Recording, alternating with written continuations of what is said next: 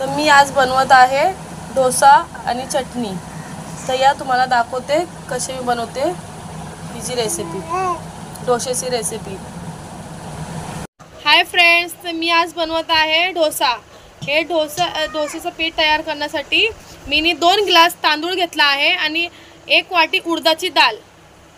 आता ह्याला मी 2 तास भिजत ठेवलेला होता।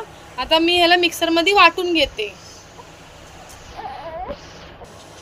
तो आता मी ह्याला मिक्सरच्या वाटीमध्ये काढून घेते, थोडं वाटून घेते। मग तुम्हाला वाटून झाल्यावरती मग तुम्हाला दाखवते। मी थोडंसं पाणी टाकते, पाणी टाकून थोडं वाटते। तर हे बघा असं वाटलंय मी, असं बॅटर तयार करायचं आहे मला। आता हे मी सगळं वाटून झाल्यावरती मग तुम्हाला दाखवते। तर हे बघा माझं बॅटर तयार झालेलं आहे वाटून।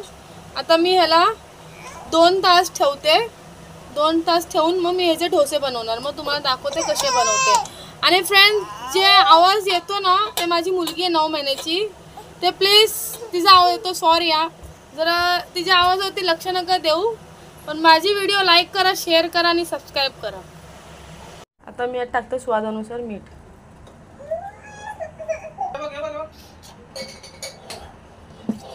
आता डोसे कसे बनवायचे मी दाखवते तुम्हाला। हे बघा 2 ते 3 तास मी चांगला ह्याला ठेवलं होतं। आता मी हे जे डोसे बनवते मला दाखवते फ्रेंड्स। आणि ह्याच्यासाठी डोशासाठी चटणी लागणारी ती पण दाखवते, कशी चटणी बनवायची। तर हे बघा चटणी बनवण्यासाठी 1 कांदा घेतलाय, 3 टमाटे, 7-8 लाल मिरची सुकी आणि अर्धी वाटी शेंगदाणे। आता ह्याला मी तव्यात थोडंसं फ्राय करून घेते।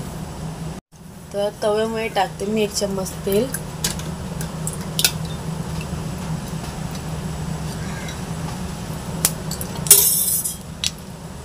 आणि त्यात टाकते 1 कांदे।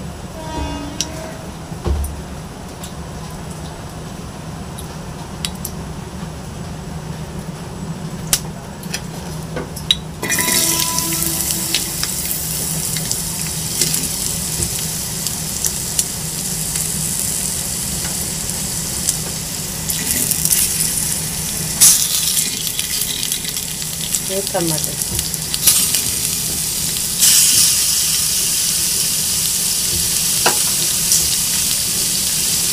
मिरची पण टाकते। त्याला चांगलं भाजून घेते थोडा।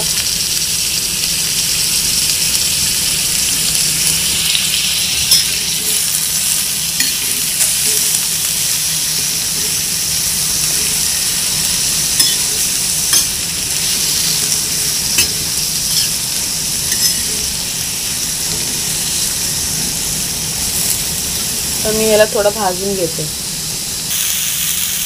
हे बघा चांगलं भाजलं मी याला।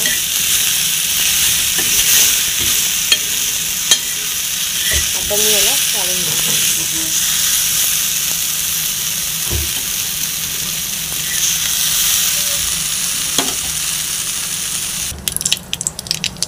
आता मी शेंगदाणे पण याच्यात भाजून घेते थोडा।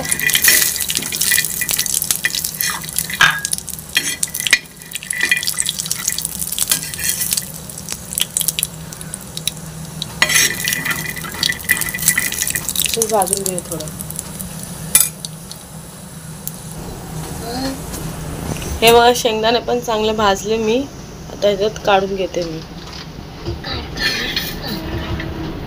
हे बघा ह्यातच काढून घेते।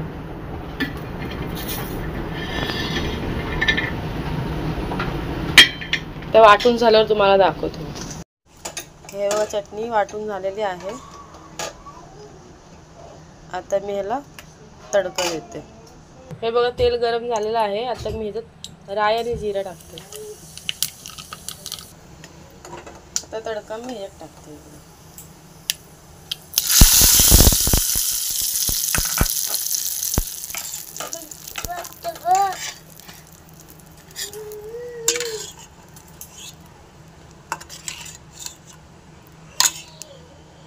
आता मी बनवते डोसे.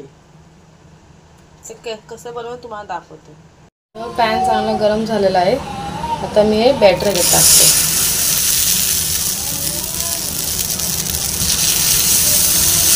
हे बघा किती मस्त होतंय बघा.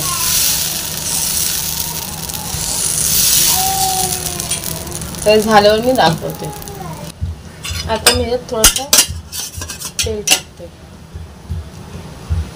थोडंसं, ते चिटकून आहे ना म्हणून. हे बघा चांगलं झालेलं आहे. हे बघा